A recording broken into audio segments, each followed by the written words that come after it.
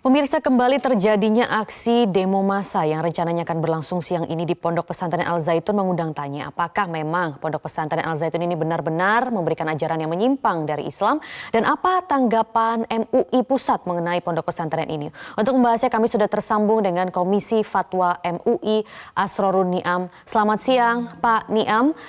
Sebenarnya kami ingin mengetahui karena ini masalahnya polemik Pondok Pesantren Al Zaitun sudah lama. Apa sebenarnya laporan yang MUI Pusat terima mengenai Pondok Pesantren Al Zaitun ini selama ini? Ya, terima kasih ya. Kalau yang terkait dengan laporan kepada Majelis Ulama Indonesia, itu adalah pada masalah-masalah yang muncul yang dikaitkan dengan masalah keagamaannya. Dalam inventarisasi masalah yang masuk ke kami, ada 14 masalah yang dikaitkan dengan isu keagamaan. Baik itu yang dinisbatkan kepada pesantren, dinisbatkan kepada NII-nya, maupun yang dinisbatkan kepada pimpinan pondok pesantrennya. Jadi ada tiga hal yang perlu dibedakan ya. Yang pertama adalah aktivitas di pondok pesantrennya dengan berbagai model pembelajaran, sistem pembelajaran, dan juga praktek yang terjadi.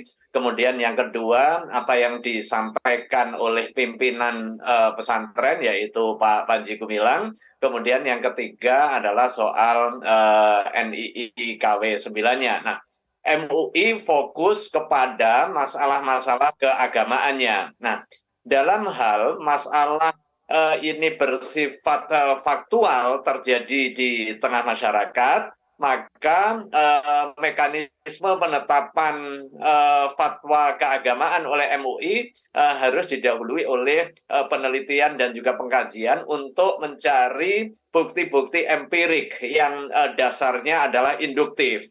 Maka hingga hari ini tim masih bekerja dan sekarang berada di Indramayu, Jawa Barat untuk menggali informasi yang utuh yang dibutuhkan di dalam penetapan fatwa.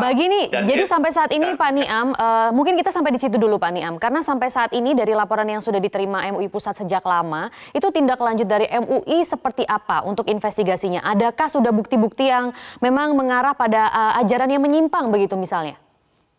Ya, dari 14 masalah yang kita inventarisir atas dasar aduan dan juga penelitian awal yang dilakukan oleh MUI, diklasifikasi menjadi dua ini Mbak ya. Yang pertama yang sudah terverifikasi dan terklarifikasi, yang kedua yang masih membutuhkan konfirmasi di lapangan. Terhadap masalah yang sudah jelas, ini sudah dibahas di sidang pleno Komisi Fatwa Majelis Ulama Indonesia dan sudah ditetapkan fatwanya, yaitu terkait dengan keyakinan mengenai kebolehan perempuan dalam melaksanakan khutbah Jumat pada rangkaian sholat Jumatnya. Itu sudah kita fatwakan, sekalipun itu tidak dipraktekkan atau setidaknya belum dipraktekkan di pesantren Al Zaitun, tetapi itu sudah disampaikan secara publik oleh pimpinan pondok pesantren dan menjadi keyakinan keagamaan. Baik, mengapa sampai saat ini tapi Pak Niam belum ada pernyataan resmi yang terdengar di publik dari MUI Pusat maupun MUI Jawa Barat terkait pondok pesantren ini jika memang ada beberapa ajaran yang diduga menyimpang? Dan apa langkah atau respon tegas ke depannya dari MUI terkait pondok pesantren Al Zaitun ini? Progresnya sebenarnya juga sudah diupdate, bahkan MUI concern untuk melaksanakan penelitian itu sejak tahun 2002 ya, dan hasilnya juga sudah disampaikan kepada pemerintah dan juga kepada publik ya, publik agar aware terkait dengan keberadaan pesantren Al Zaitun. Kemudian pemerintah bisa menggunakan temuan Majelis Ulama Indonesia itu sebagai di dalam menentukan langkah-langkah, baik langkah pembinaan maupun langkah penegakan hukumnya.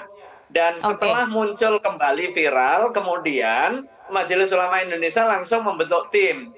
Dan tim ini bekerja siang malam dan hasilnya tidak kita tunggu di akhir. Hasil di awal begitu bisa diselesaikan, kita selesaikan. Dan salah satu hasilnya adalah Fatwa nomor 38 tahun 2023 tentang hukum wanita menjadi khotib dalam rangkaian salat Jumu'ah.